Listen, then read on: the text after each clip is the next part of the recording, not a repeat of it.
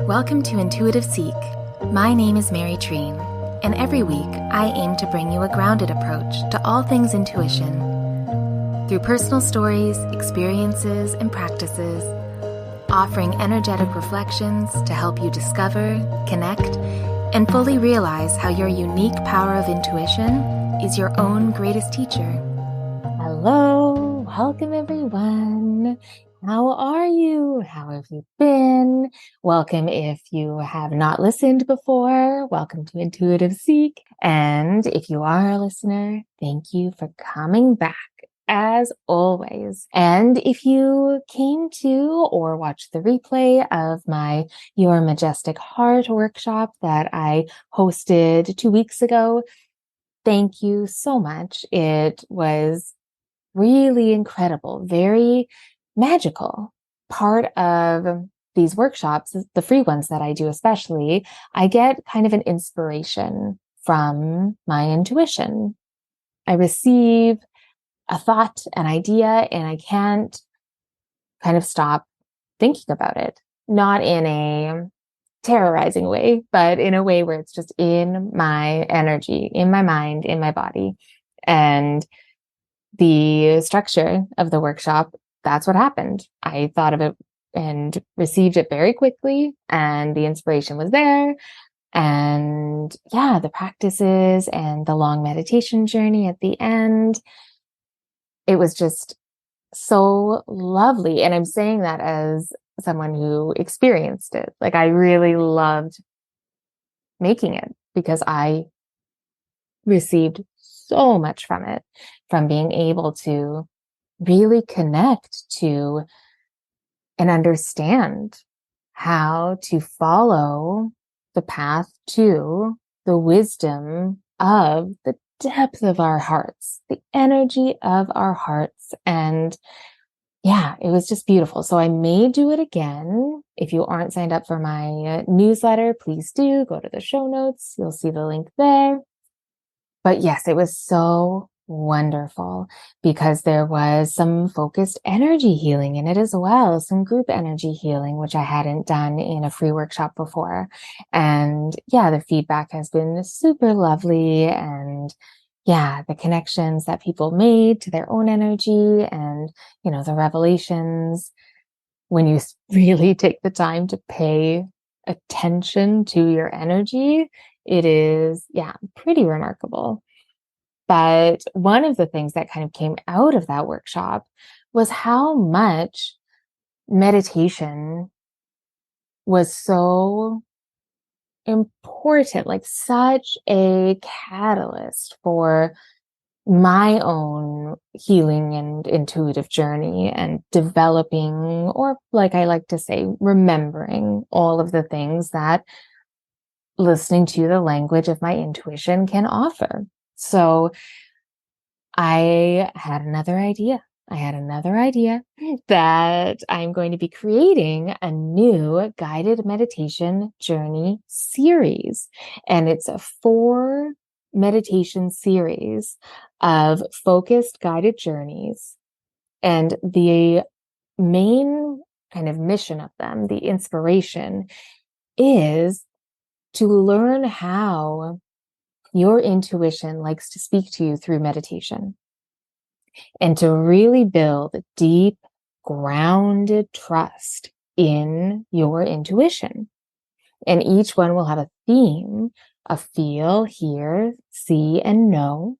And they will be different than maybe what you're thinking when you hear that. They are, quite unique from what I've experienced before or seen some other practitioners doing as well. So if that kind of piques your interest, if you're like, yeah, that sounds like something that I could use, then make sure again that you're signed up for my newsletter, because I will be sending out all the details on July 1st, because the first guided meditation journey will be Feel, and that will start on July 7th. So yes, I'll kind of give more information the closer we get to July 1st, but please sign up for it because it is something that could really create some transformational power in your life. Yeah, could be pretty transformational, like I said. So yeah, not to be too cryptic or secretive about it, but yeah, just sign up for it and I will let you know all about it. So I don't know how you've been feeling, and depending on when you're listening to this, maybe it is in, a few months or even years from now, but I do always like to trust the timing of anything that I read or listen to. So even if it is at a different date, we tend to receive the message that we need, or the words that we need, or the ideas that they kind of can spark that we needed to receive at the right time. So trusting the timing, I will say for June, I hope that you have been well, because from what I have seen, it has been one of those months, like many others in this year, 2023, that things are shifting. Things are changing. People are making decisions. They're coming to, conclusions from long-standing ideas and relationships and careers and places that they're living. Like, I'm seeing it as a real theme around people that I know and people that I am serving as well. So yeah, it's pretty interesting because so much of this time of year, especially June, we're halfway through the year. It's time we tend to look back and reflect. Right now, it almost feels like a fresh start. And I know that I kind of spoke about that in my June energy impressions, but one thing that, well, maybe it's good that we don't always focus on it, but one thing that we tend not to focus on is when something does feel kind of new and fresh. That always comes with endings. That always comes with something that maybe is left behind. So if you have been feeling emotional, a lot of ebbs and flows in your feelings, if you listen to June's energy impressions, that's part of it. Feeling your feelings, allowing you to just be in your experience and not trying to change it, but really just being aware of it. And that was really highlighted for June. That's what I really noticed was, yeah, there have been big feelings, but also amazing new discoveries and new steps forward. And that is so lovely to be able to celebrate that. So if you are one of us who has stepped forward, who has let go of something, completed something, really kind of allowed your true desires and kind of trusting them to propel you forward, I really want to celebrate that, celebrate you. And it doesn't have to be giant. It can be small things. But if you were to reflect back to January, isn't it amazing where you are now? And if you are not in a great space, isn't it incredible that you have survived so far? And how can you open up your perspective? How can you receive help from unexpected places? That's something that I always like to remind myself when I am going through a tough time, when things don't feel like they're working out, when a lot of fear and worry and doubt can come into my life, especially because I have my own business. I'm doing a lot of different offerings of utilizing my, intuitive energy healing modalities. But that comes with a lot of instability. And there isn't a lot technically in life that is secure and stable.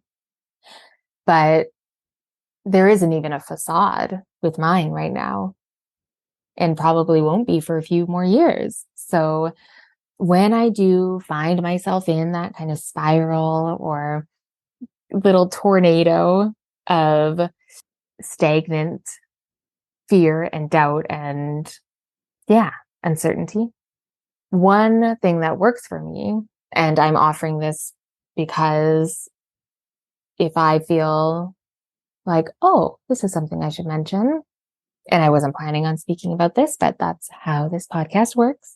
I always trust that at least one person will appreciate me speaking about it and speaking to it and offering not advice, but guidance. And if it's something that works, feels good, then take it, run with it. But yeah, everything with this podcast, as you know, take what you need and leave the rest.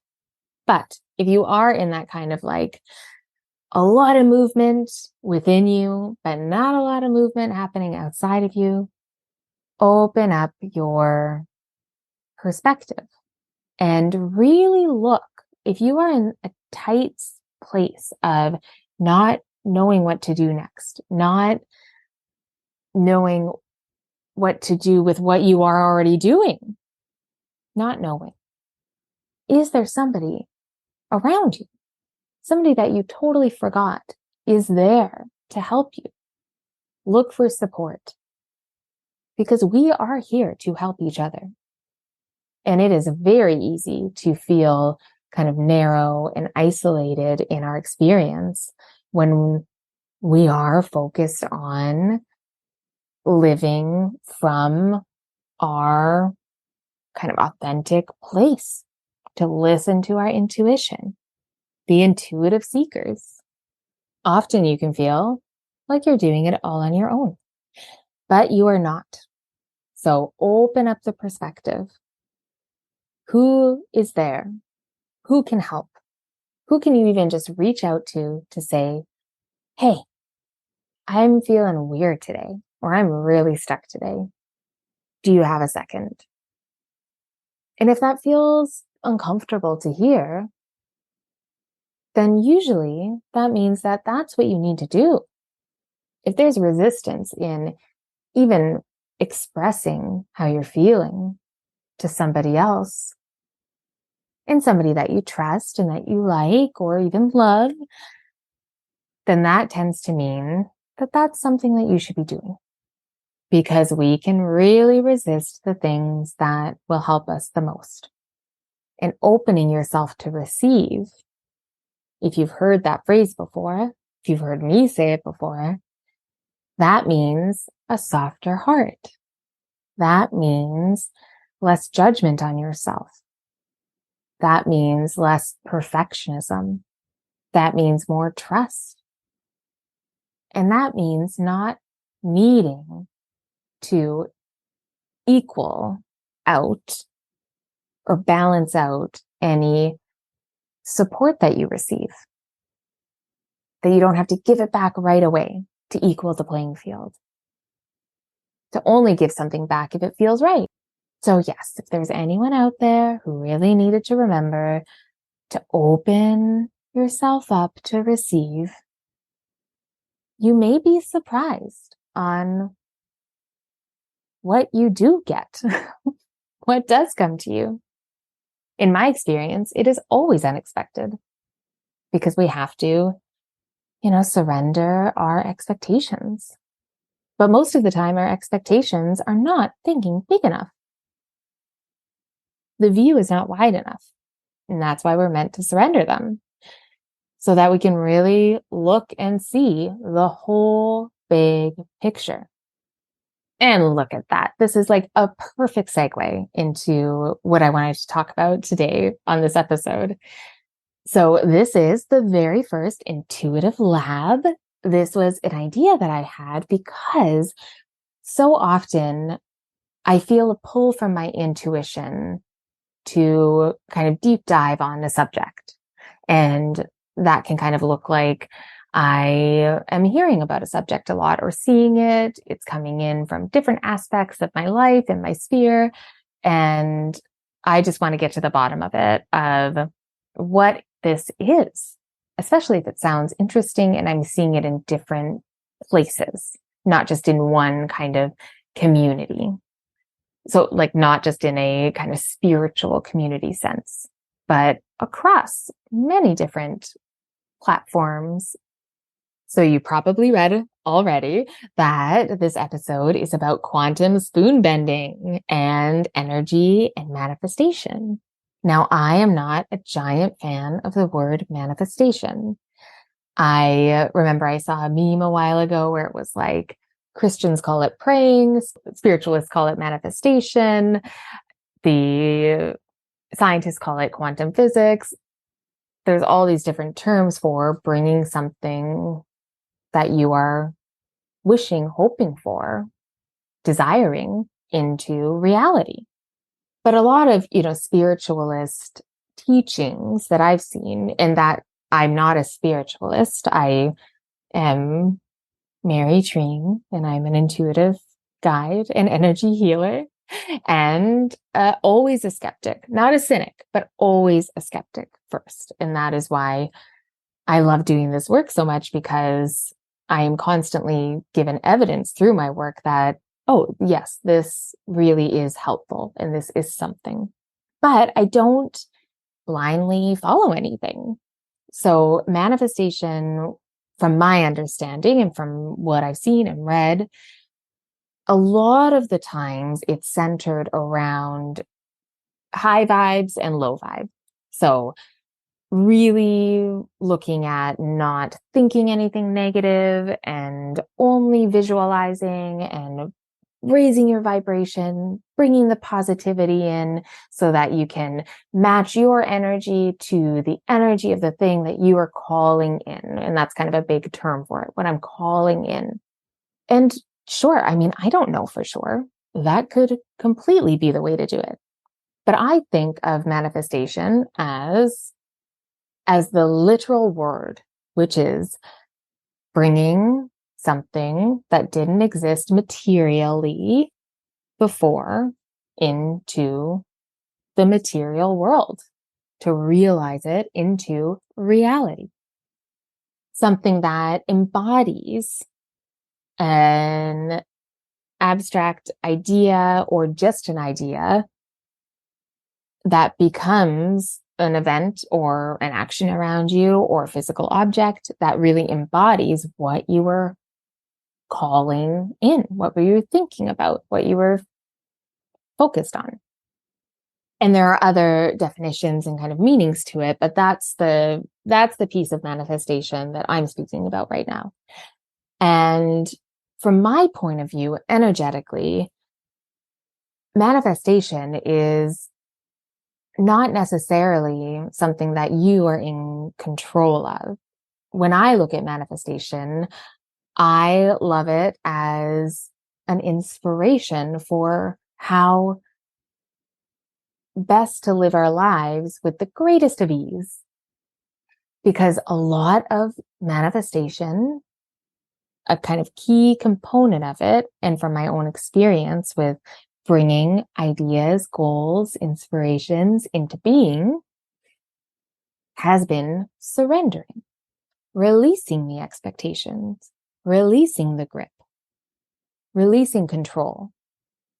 And that is the most challenging part for me, and I know for so many. So what does that have to do with quantum spoon bending, you ask? Okay.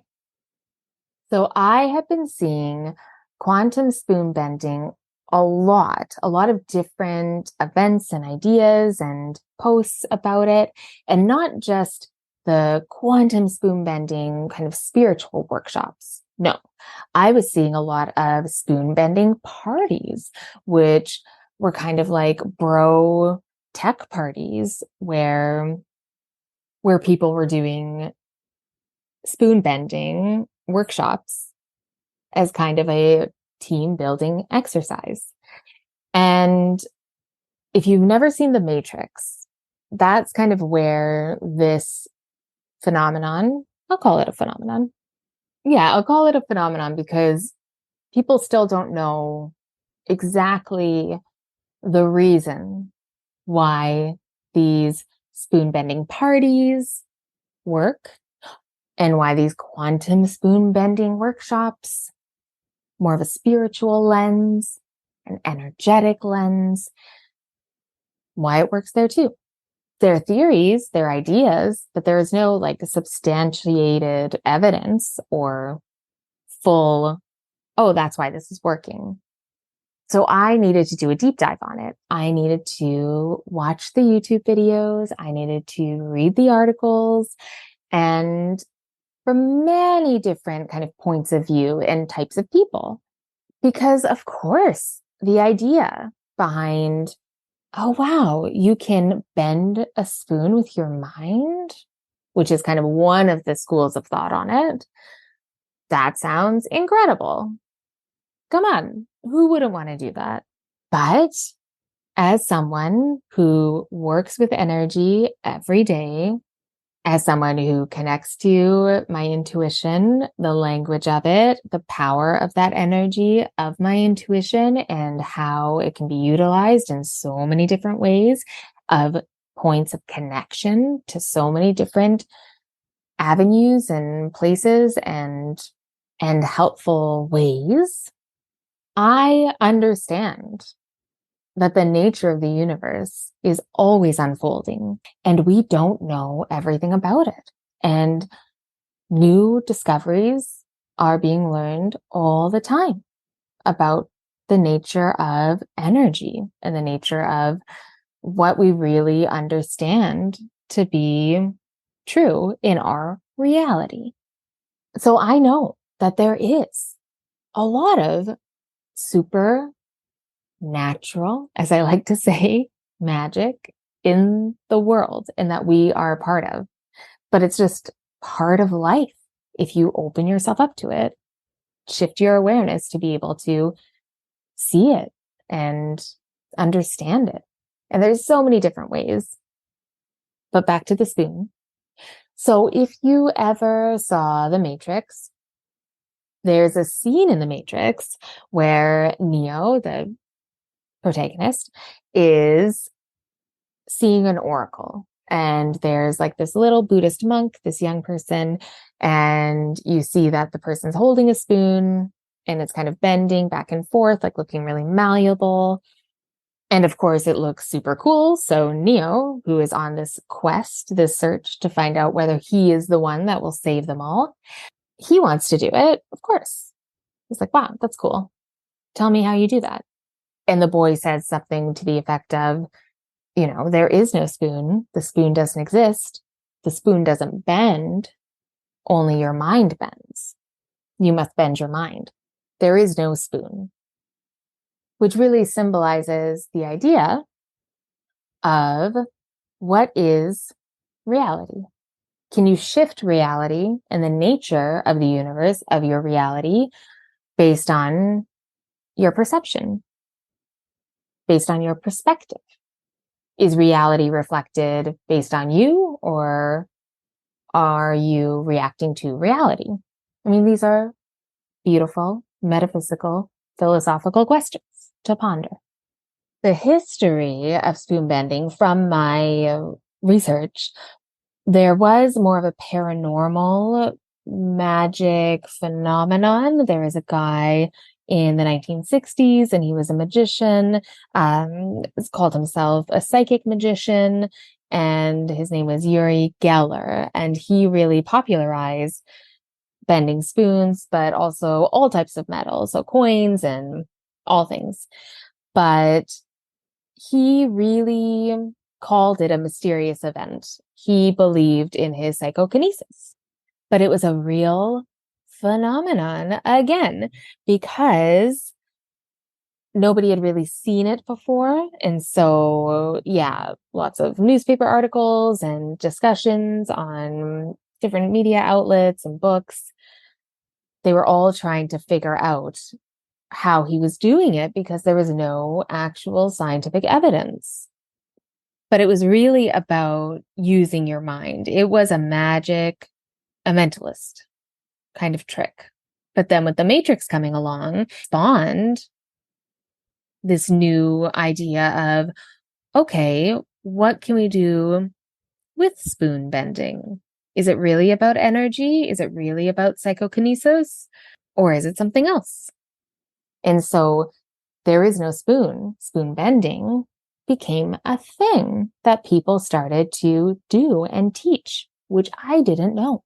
And maybe you didn't know, which is why I'm telling you about it. And I went on a real deep dive a few months ago, looked at everything that I could about it, because I wanted to see if I could bend the spoon, and also what my perception of what was happening, if I was able to.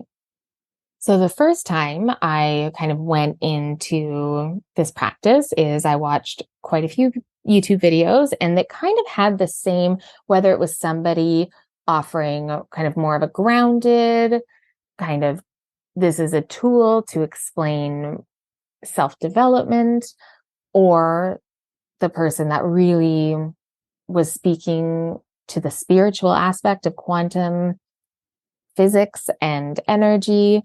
Both of them had a similar approach, which was you have to focus your attention on the object. You have to focus on your energy.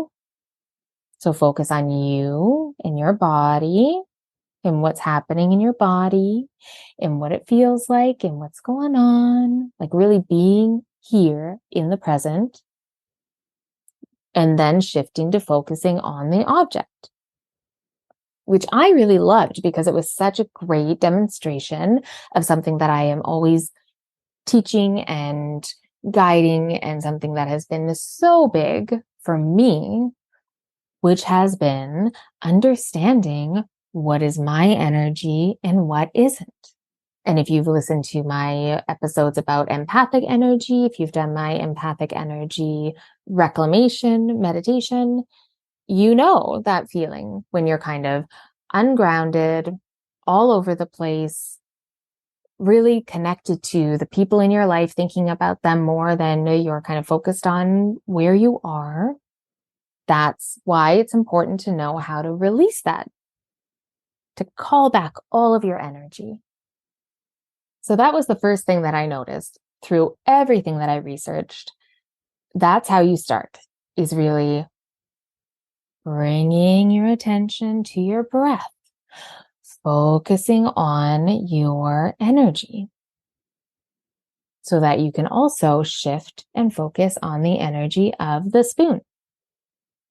So right away, I thought, oh, that's interesting that every single person who I'm seeing and watching from all different types of beliefs and ideas about what this actually is, whether it is just a practice or like an exercise to showcase something, or whether it is this like magical thing, they're all starting with centering, quieting the mind, bringing your energy down and in, grounding. They all started with grounding, which is, as we know, if you've listened to this before, any of my episodes, grounding is the number one most important thing for any type of intuitive development. If you are wanting to develop your intuitive connection to the language of your intuition, but also is the number one thing that I found the real key to living and moving through your life, navigating all of the ups and downs with clarity, with as much clarity as you can have. You must be grounded. So I thought that that was pretty interesting, that every single quantum spoon bending or spoon bending party, every video, every article, it was like, okay, quiet your mind, bring your energy down, focus on the center of your body, focus on your heart. So grounding, very important. And each of them, depending whether it was the spiritual spectrum end or the more self-development spectrum end, corporate, team building, because there was a lot of corporations hire people to facilitate these spoon bending parties. Really interesting. So maybe they didn't say specifically, oh, you have to ground your energy first, but that is what everybody's doing. And then the next thing is you have to be patient. You have to take some time and really be in your grounded state while also focusing on this object in your hands. So you're bringing all of your attention to this object. You're not giving any intention yet. You're just bringing all of your attention to it. And then across all of the videos, everybody had a different way of setting their intentions for these spoons to bend. The more corporate spoon party atmosphere was yelling and getting really excited and building their energy and saying over and over and over again, this spoon will bend the spoon. This spoon is bending, bend the spoon. Like they're saying it over and over. Fun group exercise for somebody, not for me watching it, but for somebody. And on the other end of the spectrum, not saying anything out loud and saying to yourself and to the spoon, I suppose, with the intention, it is easy to bend the spoon. So from the one side of being really loud and, raising the energy and saying over and over and over, almost like a mantra, bend the spoon, bend the spoon, bend the spoon. On the other end, very quiet, unassuming, you would never even know anything was happening. Oh, and everybody began, this is what I forgot to say, everybody began by trying to bend the spoon. And of course, I have brought the spoons out and I have done this. And so I'm telling you about my experience and what I have kind of decided and landed on. The lesson from what I learned. So the other thing that kind of differentiated between all the different videos was how much time everybody spent connecting their intention while holding the spoon. So some of the parties, they're doing it for 20, 30 minutes, sometimes an hour, where some of them were like 30 seconds, and then everywhere in between. But then the next thing, when they were done, when they felt that, okay, that's the time, depending on whatever structure they were using at these workshops or classes or parties, the next thing to do was to put the spoon away, to put it down and step back and release it from your mind and stop thinking about it altogether. So the big spoon bending parties, cease the mantra, start, have some cocktails, relax, wait. On the other side, very quiet, put it down and walk away. Some went for 10 minutes, some 20 minutes, sometimes 30 minutes. But I loved this because it really made sense to me. Every step of it, I thought, oh, this is really cool because it's showing the kind of natural steps of, or the step of releasing, of letting go, of surrendering. The big piece of any type of goal, any type of desire, any mark you're moving towards, anything on your vision board, anything you are manifesting, if you want to use that word. Surrender, releasing, huge, huge part, but also just in life. And I loved that each one, it was a huge part with surrendering. And in my experience, for myself and people I work with and just the people around me, the world around me, but specifically with myself, I'll say, anything I'm doing creatively, anything I'm doing with my work, anything I'm doing with things I want to make, things I want to do, goals I want to hit. The biggest piece is I need to let it go. And I have so many pieces of evidence that it is part of it, because so many times I have let it go. I give it back. I say, this is not for me to think about or focus on anymore. I'm just letting it go. I surrender. I've done everything I can. I need to release my grip. There are so many ways to say it. But when I do that, inevitably, an hour or a day or a week later, everything comes to fruition the way it was meant to from when I look in hindsight. Sometimes it's not exactly the way that I thought, but something happens. So in all of these spoon bending classes and workshops and parties, everyone surrendered.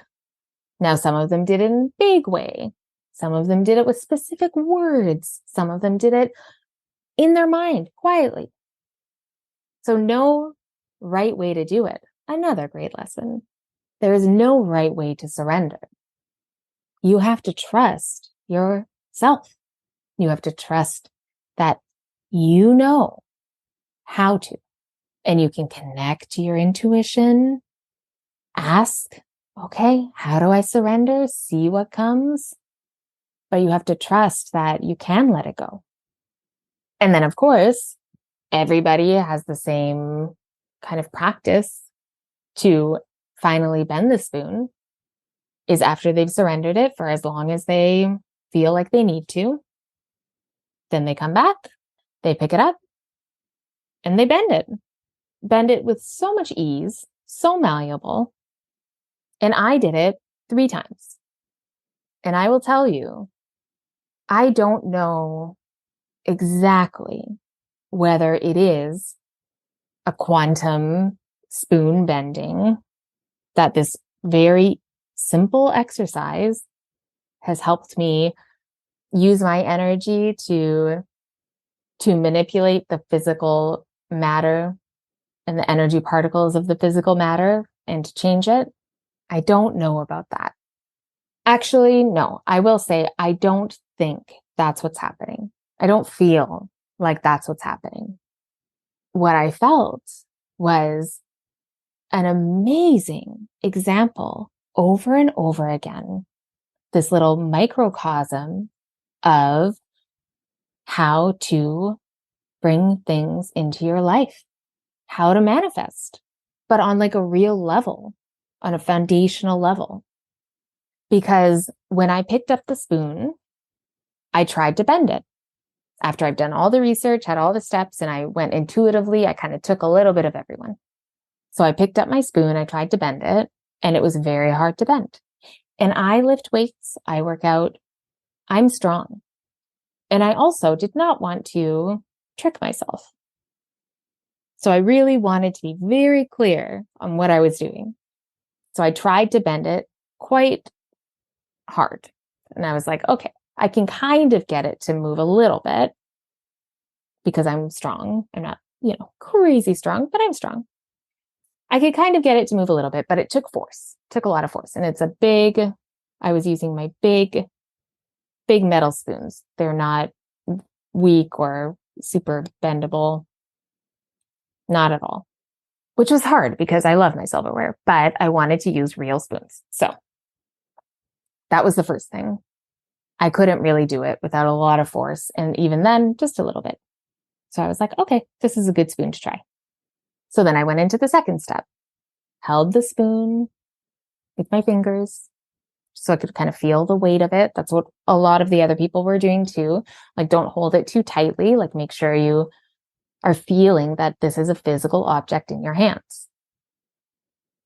And then I really grounded myself, which was nice. Spent some time connecting to my energy, bringing it down, really focusing on how I was feeling and where my breath was, and then bringing my focus to the spoon, how different it was than my energy, how it was a separate thing of its own, where I could feel the difference between the heat and the movement of my energy in my fingers and the kind of coolness of the spoon and the solid, like unmoving feeling, which felt like another beautiful metaphor and lesson about bringing things into your life that you don't have yet, which is knowing your energy, knowing where you end and the world begins, but also really feeling and visualizing and understanding, imagining what it would feel like to have it, or to be there, or do that thing, or after you've created it, whatever you are wanting to manifest, quote unquote. It's really important to feel it. What does it feel like? Not as a point on the map of your life, but what would it actually feel like in your present day to have or do or say or create that thing? Maybe not say, oh, actually, no, because if the say on your goals in your mind's eye, you really, in your heart, you want to speak to a lot of people about maybe telling your story or sharing something you learned or some kind of inspirational talk, like a TED Talk or something. You would want to visualize that. You would want to imagine what it felt like. What does it feel like? So with the spoon, I really felt that. It was such a physical representation of how important it is to imagine what you want for your life, to have a real active, co-creative role in bringing your life to where you want it, where you desire it. But then, how do you set that intention? Do you like to use a mantra? Do you like to have Post-it notes around you all the time so you can see it? Do you like to make a vision board so it's always around so you understand that it's there? Or do you remind yourself a little bit throughout the day or once a week? Or do you write out a big list of intentions in your journal? And then that's kind of the last time you think about it. Because the lesson that I learned from all the different ways that people were doing this is that it doesn't really matter how you set those intentions. You have to trust what feels right. But the most important is that you stop, that there's an end to the setting of intentions, that there is a last word in the mantra, and then you stop, that you write it in the journal and then you close it, that you keep those Post-it notes up for a while, but then you take them down, that you put the vision board up, maybe you bring it out once a week, maybe you kind of meditate on all of the things that you've been imagining for yourself, but then you put it away. So that's what I did. I did the intention. I'm a quiet intention person. So I was just feeling the spoon and imagining how it would feel to bend it with ease. And I was thinking, okay, I can bend this spoon. Yeah, the spoon is bendable.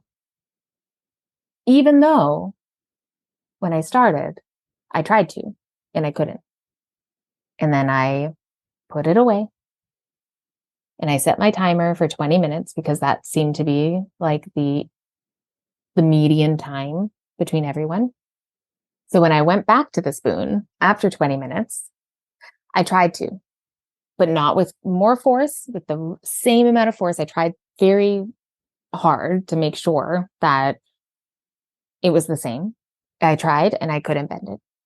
And then I really had that intuitive hit, that pull of, oh, this is so interesting because I know that other people can do this.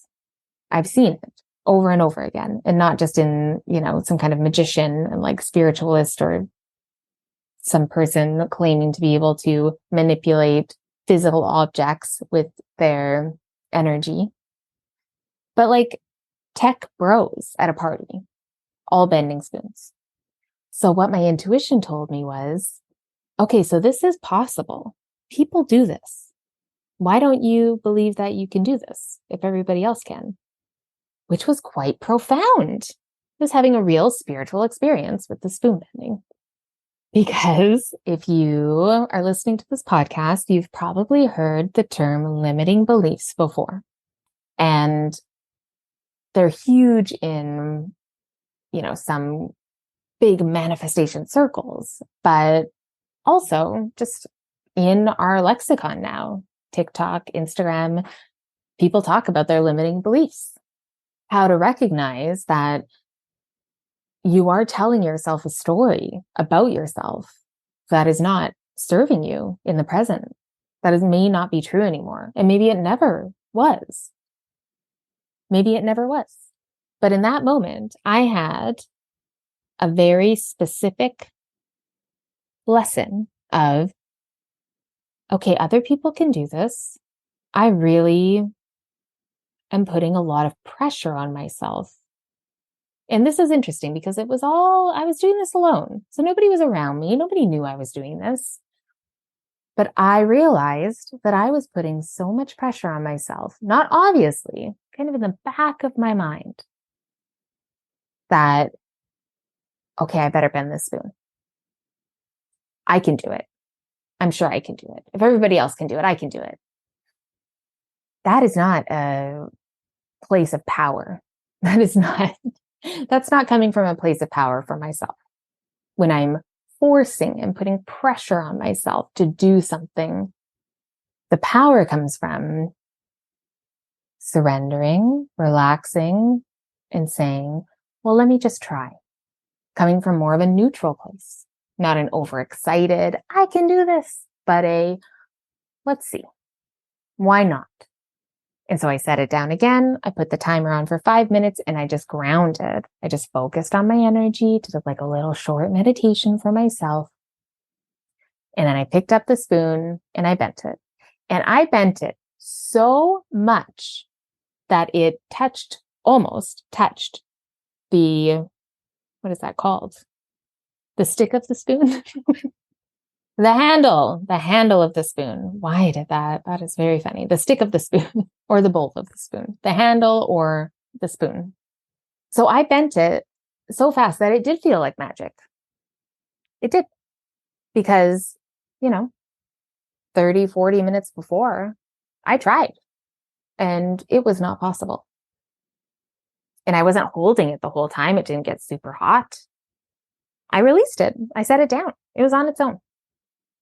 And I really felt that wave of grounded surrender. And it's not a place that I can be in easily all the time. But I recognized it. I recognized it as that feeling I have before lovely things have happened in my life, have unfolded. When all of these things that I've done for my business and in my personal life and created, even with this podcast and the workshops and all of these things that I am setting intentions for, goals for, that do come to fruition, I recognize that feeling. I recognize the spoon feeling as that feeling. So I was really blown away at how understanding the energetics of life. It's not something that you have to reach for outside of yourself or raise your vibration to or learn how to access some kind of activating portal or dimension. No, we're in it right now. We have all of this ability, this untapped potential that is not easily reached when we don't believe in it. So the spoon bending, the quantum spoon bending, is a perfect way to really understand the cliche of you have to believe in order to see it. You have to believe in yourself. You have to believe it. You have to have faith in yourself. But the hardest part is you have to believe that you can do everything that you want to do, that you desire. You have to connect to that intention and ideally connect to that it's coming from a place of honesty, of truth, and not just something that you think you should do or have, that it's not coming from outside, that it really is a true desire from inside, from your heart and your soul. You bring that intention out. You believe that you can. You feel it. You imagine what it would be like. That person that has or does or has created that thing. You imagine what that feels like. And then one of the hardest parts for me, and I'm assuming for you, because if you listen to this podcast, we're probably pretty alike, is taking the pressure off of yourself that you have to do it all. Taking the unrealistic expectations off. Releasing your grip. Releasing control. So my experience, and I did it 2 more times, not that day, but over the course of the last few months. And each time it was the same. Each time I did notice that, oh, I'm putting way too much pressure on myself. So then I had to reset, ground myself, and be like, okay, we've done all the intention setting. We have released it. We've surrendered it, which brought us into being able to really believe that, oh yeah, I can bend this spoon. And then you do. But then the best lesson, I'll say, is that it wasn't bending on its own. It wasn't bending on its own. All of those steps, the last step was I had to act. So that was the big cherry on top of this manifestation lesson, the nature of our reality lesson, goal setting, intention setting, living the life that you desire and doing all the things that you feel called and pulled to do. Guess what? The only way to do it is to take inspired action, which means inspired by your intentions and your desires, inspired by your heart and your soul and your intuition. So this intuitive lab was all about a different facet, a different view, a different perspective of what it really means to follow your intuition.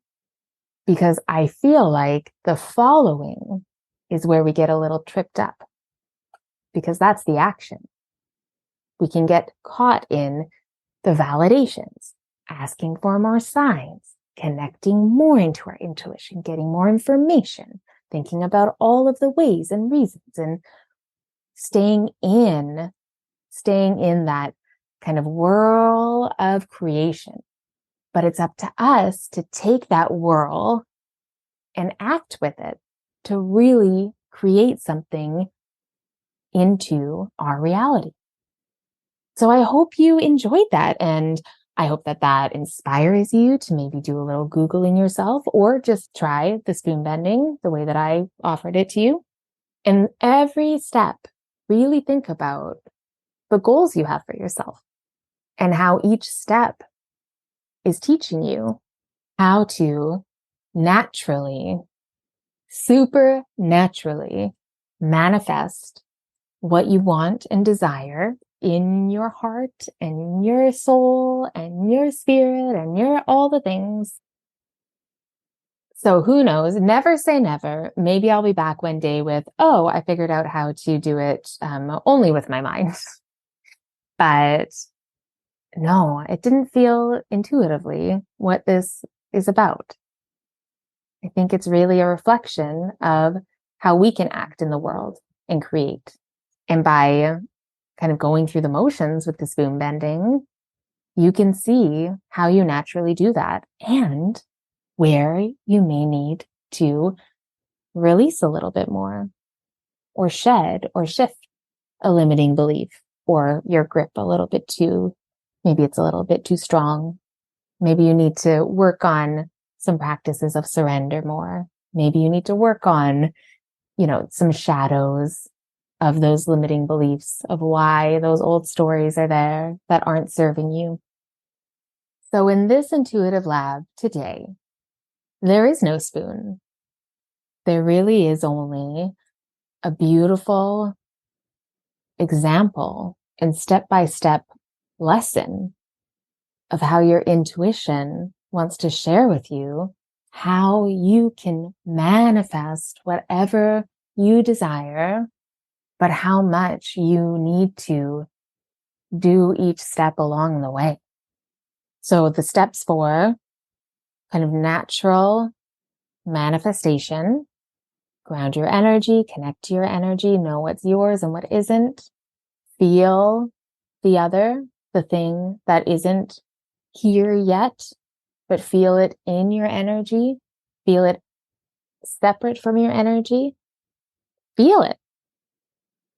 And then set the intention for what it is you want to happen, and then surrender, and then act, and then follow where you're meant to go. So yeah, I hope you enjoyed this intuitive lab, a little bit different. And yeah, I really like sharing that with you, my experience with quantum spoon bending. And if you try it, please let me know. I would love, love, love to hear about it. And don't forget about all the free meditations I have on this podcast feed: grounding meditations, energy reclamation meditations, clarity of purpose meditations, so many. And they're not super long, so very easy to fit into your life. But if you're doing the spoon bending, try one of the grounding meditations at the beginning. So yes, thank you so much for listening. And yes, please let me know. Let me know if you tried the spoon bending, how this resonated with you, if you had any, really kind of light bulb moments of, oh, that's why ... hasn't been working. I would love to hear from you. And you can always give me any kind of questions or thoughts, send them to me on my website. You can contact me through treenlight.com or easily through my Instagram at treenlight.healing. All those links are in the show notes. And sign up for the Treenlight letter so that you can get all the information for my guided meditation series coming up. And if you're curious about working with me, I offer one-on-one sessions, distant remote healing sessions. I have a space actually for my 4-month healing journey one-on-one.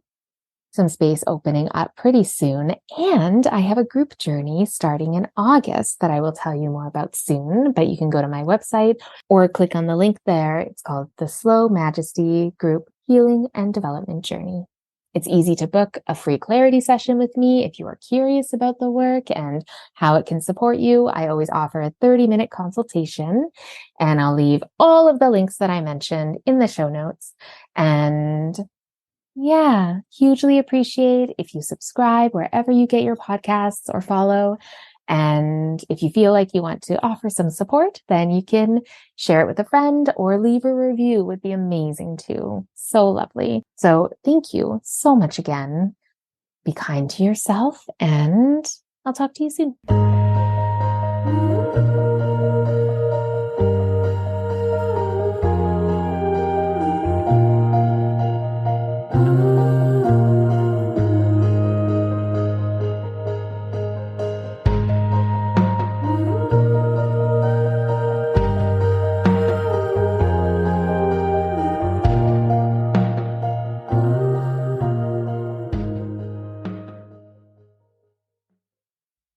Hi, Auntie Mary. I just wanted to say something very, very meaningful.